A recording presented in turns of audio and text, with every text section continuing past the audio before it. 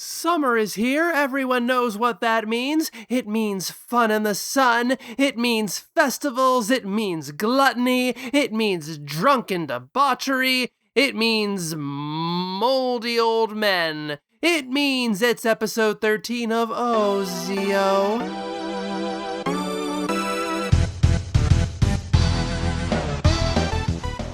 It's a weird day today, let me tell you. You might recognize the Ohranger title, Invasion 1999. That's because it's the first episode of Ohranger. But didn't we already cover the first episode of Ohranger? Perhaps even in the first episode? You noticed that, huh? We sure did. But as I mentioned at the time, the first episodes of Power Rangers Zeo are more narrative adaptations of Ohranger than footage adaptations. Heck, it's even a bit of a stretch to call them narrative adaptations since their stories have nothing in common. Thematic adaptations? Okay, whatever, who cares? But those first two episodes of Ohranger actually have some fight footage that Power Rangers Zeo could potentially adapt. And we finally see them do it in their 23rd episode, It Came from Angel Grove. So let's get to it. But before we start, if you enjoy my videos, please subscribe and like and comment and all that stuff. Okay, are you done? Cool, let's go. I don't want to get too bogged down talking about Invasion 1999 because we've already covered it. But since it's been over a year, let's at least get the basics down. We're introduced to Goro, who has been chosen to lead the new project Ohranger to combat the Baranoia Empire. However, his 4 future teammates, fighter pilots, have been shot down and are frantically attempting to escape the enemy forces. Thankfully, at the very end, Goro catches up to them, transforms into O-Red, and takes down some bad guys. The other 4 are pants-soilingly impressed. Now obviously, if you're going to wait 23 episodes to adapt footage from something, it's because you're waiting for a story that's a perfect fit for that footage. And that's why It Came from Angel Grove is about Adam dreaming he's in a horror film where all the other characters in the show have been brainwashed by the Machine Empire into pastiches of horror characters like vampires and mad scientists and witches and werewolves. It's up to Adam to collect a bunch of horror trinkets to turn them back. Yeah, this is barely a comparison at all. These 2 episodes have nothing to do with each other. This is Power Rangers Zeo wanting to do a Halloween episode, but realizing they need to have a little bit of Transform Power Rangers action in it, so they just dump the unused O-Red fight in at the end. Happy Halloween! Honestly, It Came from Angel Grove is pretty fun, even if it is all just a dream. Saban's attempt to make Adam's favorite horror movie, The Bride of Hackensack, is pretty well done, as are the vignettes in Adam's dream. It's always fun to get to see actors do something outside of their usual characters. In his dream, Adam is sent on his quest by Rita and Zed because they find common cause in combating the Machine Empire, and that's actually pretty cool given that the latter parts of Power Rangers Zeo show the real Rita and Zed returning to the series, motivated by the same goal. This even plays into The Wizard of Oz, casting Zordon in an even more obvious allusion to the titular wizard than he usually is. Not to mention including some choice dialogue references. We've come to get you and your little cat too! It felt so real. And you were all there. It even has one of those vanishingly rare unmorphed fights. And then Adam flips down some stairs for no reason at all, but it looks cool! There are some fun Power Rangers lore jokes, such as revealing that the black cat that leads Adam on his quest is actually Cat's analog. Adam assumes the professor he's sent to find must be Billy, only for it to be Skull. Even Alpha gets dressed up as a limping, hunchbacked assistant called Igor. Get it? Because he has lots of eyes. The worst part is the presence of barely recognizable, constantly slipping accents. A drink for my friend, please. Even as a meaningless all just a dream episode, this is too fun not to enjoy. Unfortunately, this is where the Ohranger footage comes in. Actually, not all of it is bad. Zed and Rita showing Adam his worst nightmare, scenes of the Machine Empire invading Earth, is a pretty smart use of footage that otherwise doesn't fit Power Rangers Zeo. But the main use of footage is that O-Red fight scene. Adam finally makes it to the wizard who won't grant his wish unless Adam chooses one of his friends to enter into a battle with the Machine Empire. Adam is a devout member of the Church of Oliver and asks himself, WWTD? What would Tommy do? Zordon, however, interprets that as Adam's decision and chooses Tommy, who then does the fight stuff. I don't even necessarily hate this idea, or I wouldn't if the execution could be better. But this fight scene has no connection to anything happening in this episode, and it has no consequences for anything. How could it? This is so transparent, I'm not even sure why they bothered with the framing. Zordon might as well have just turned to the camera and said, "Okay, boys and girls, thanks for indulging us in our horror movie parody. Here's a fight scene so that this technically qualifies as an episode of Power Rangers." But the worst part is that this footage is focusing the wrong character. I can overlook that this is all a dream and therefore nothing is at stake here, but for it to be constructed in such a way that the dreamer has no role in the climax but to be a passive observer is so incredibly lame. We're not even watching Tommy fight a monster. We're watching Adam dream about watching Dream Tommy fight a dream monster. This right here is part of the reason why I think animated Batman's Over the Edge rubs me the wrong way. I really should do a video on that, it's been on my list for years. When the fight is over, the Machine Empire immediately nabs Adam anyway, which is what ends the dream. So you can literally cut out this entire fight and nothing would be different. I'm not sure how to score these. I said last year that I think Invasion 1999 has plenty of problems, especially in introducing its characters. I gave a Zeo beginning the win. As a whole, I also really enjoy It Came from Angel Grove.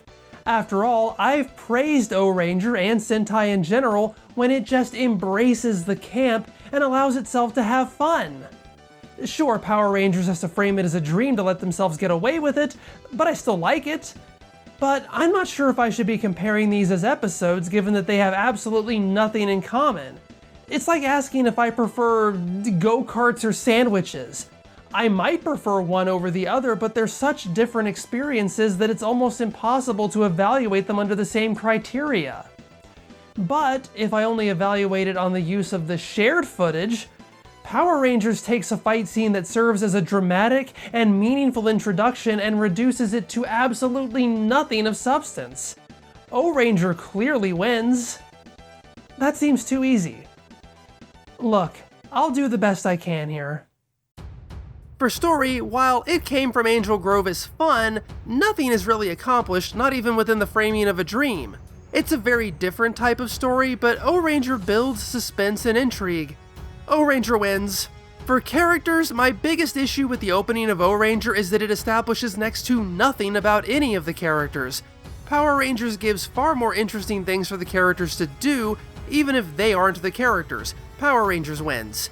And finally, for action, while the shared fight scene is the same, Power Rangers, as established, strips it of meaning.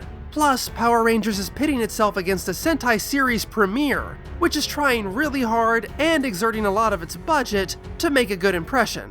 A coveted unmorphed fight and stair flip in Power Rangers can't really compare to all the vine swinging and current dragging and dog fighting and hilarious rear projection that Ohranger brings to the table.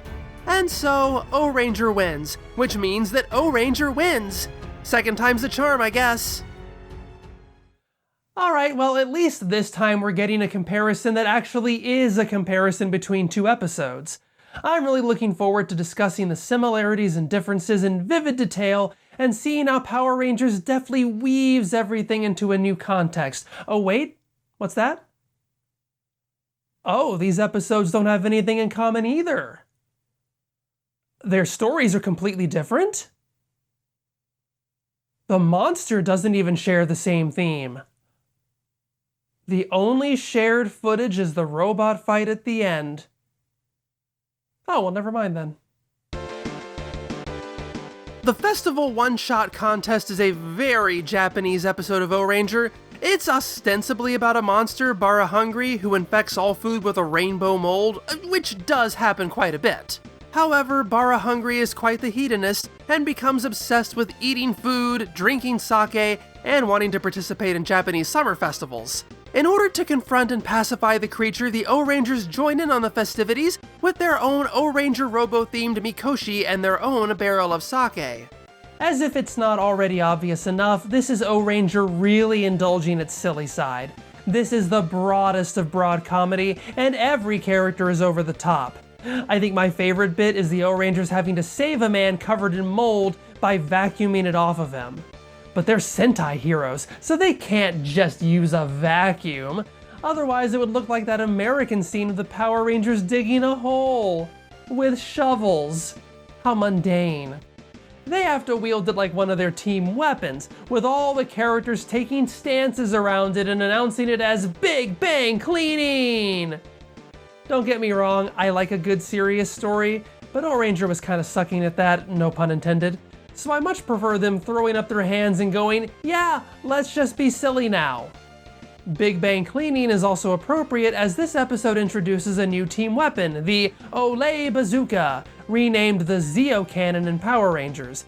And that's the last I'm going to mention it because in both episodes, it doesn't service the story in any tangible way. It's just a new thing they use. Buy all our play sets and toys! The silliness even extends to the guest characters. This episode introduces the Nita family, who are actually going to be recurring characters. Superhero stories need a Lois Lane and O Sakanaru, an unlucky person who for some reason keeps getting targeted by the bad guys all the time. And that's what the Nita family is for Ohranger. Your average nuclear family, except that they just can't catch a break. Like now, for example, where Barahungry interrupts the dad's birthday dinner to eat absolutely everything. It never feels as though the family is in any real danger, they're just constantly put upon. Oh no, not my favorite golf club! And then the studio audience laughs because this has basically become a sitcom. And what sitcom would be complete without a wacky neighbor? It's Henna, the silly robot researcher who wishes he could examine Barahungry, but all he gets is a face full of mold. Cue audience laughter. This stuff is pretty fun, but given that the Ohrangers don't appear until about 7 minutes in, it does begin to feel like this is actually a backdoor pilot for a totally different show. Because everything from the food to the festivals to the family is very Japanese, Power Rangers doesn't even attempt to adapt this story in any way. Instead, it centers around something else, but its action conflict revolves around a toy drive that is also a decade-themed party. Young Sprocket sees this and wants a new toy of his own, which is what Barahungry is repurposed into. It's apparently named Googleheimer, but I don't remember it ever being said in the episode. I can kinda see the idea. Barahungry, especially with his big cartoony eyes, looks rather toy-like. But the monster doesn't really have a gimmick or a theme. He's not a hedonist like Barahungry, he isn't trying to infect anything with mold, he just hangs around Sprocket and hey, he can blow up a payphone. Until the robot fight, nearly all the monster's appearances are in original footage. There's even a transform fight in Ohranger that Power Rangers Zeo doesn't use, instead subbing it out for its own fight in a neighborhood. Power Rangers only uses the shots of Barahungry being hit by the Olay Bazooka. Okay, I guess I did mention it again. Even the robot footage has to be modified. Like I said, this is a very silly episode of Ohranger, so even the death scene has to be silly. When they defeat Barahungry, he doesn't explode, instead he appears briefly as an angel floating up to heaven, which Power Rangers replaces with some much more hardcore severed limbs. But what they don't replace is the monster using Barahungry's rainbow mold against Ohranger Robo, and that's odd because it's the only time it's used in the episode. I can tell you right now, I had no idea what that was supposed to be. I shouldn't have to buy a whole other DVD set to figure it out. Well, I guess I should have to because I make these videos and all, but you shouldn't have to. Something that always stuck out to me about this episode is that it actually shows Billy being attacked by Cogs. And I remember being really excited about this given that he hasn't had much direct involvement with the baddies since stepping down as a Power Ranger. But now he's going to get to kick some butt. Or he's going to drive a toy car at them. Okay, I appreciate the ingenuity, and he does flip one over his shoulder before doing that, but this is disappointing. If it isn't an example of my theory of the show being squeamish around this time, showing the untransformed heroes fighting, I suspect they were afraid newer fans, young children, would be confused if Billy was shown fighting. The Power Rangers fight, and Billy is... The Power Rangers brainy buddy! The kids might not be able to handle this, can't have that. The second Billy loses his powers, he doesn't even know how to fight anymore. Hey, remember all the way back in the second episode of the all-new Mighty Morphin Zyurangers, where I talk about how Don's brashness and martial arts prowess is incompatible when grafted onto timid Season 1 Billy? And I speculate the unintended message is that the kids' individual skills and personalities don't matter, and that the powers just overwrite them into whatever Zordon needs them to be? Guess I was right all along. So a minute ago I said this Power Rangers episode focuses on something else. The Power Rangers are actually the B-plot of this episode. As the title Bulk Fiction implies, this is a Bulk and Skull focused episode. Since that has nothing to do with comparison, I won't dwell on it too much. In short, Bulk falls in love with the police captain's daughter Connie, and his bizarre efforts to woo her end up getting Lieutenant Stone fired from the police force. Bulk and Skull decide to resign with him. But it's all okay because Stone really wants to start up a detective agency, and he hires Bulk and Skull to join him. And Bulk gets the girl too, not that we ever see her again. Yeah, nobody take a look in Bulk's basement. Bulk and Skull have been junior police officers for about a season and a half, so I guess the show wanted to give them something new to do. Not that moving them from city police officers to private detectives working under the same guy changes much beyond the aesthetic. Still though, it's a cute episode. Bulk and Skull have already significantly softened since Season 1, but it's still rare to get to see Bulk quite this vulnerable. There's some good bits here too, from the prop-heavy beat poetry, to Bulk absent-mindedly filling out tickets on his hand, to seeking out Tanya for romantic advice. Not that it really makes a lot of sense when you think about it, but it's nice to see that Stone actually does like Bulk and Skull. And I like Connie. At least I think so. She doesn't have much of a role beyond being the object of Bulk's desire. There are quirky and tough elements to the performance though that seem like they could have made for an interesting character. Alas, we all know that Skull will be the one to get married and that Bulk will get stuck looking after his kid. Let's score these, although I again struggle to think of how I'm going to do this. Seriously, I came back the next day to write this part because I had no idea. I still don't. For story, they're both enjoyable. Ohranger is more focused. Power Rangers has an A and B plot, but even the Bulk and Skull stuff ties into the toy drive at various points. They're very different structures, but I enjoy them equally, so I guess I'll give them a tie. For characters, both shows do a lot, although none of that is with the titular heroes. Bulk and Skull steal the show for Power Rangers. While a bit more random, the Nita family and Professor Henna serve as wacky additions. They're almost a bit too random though, especially Henna, who doesn't really need to be here. I'm still not sure why he is.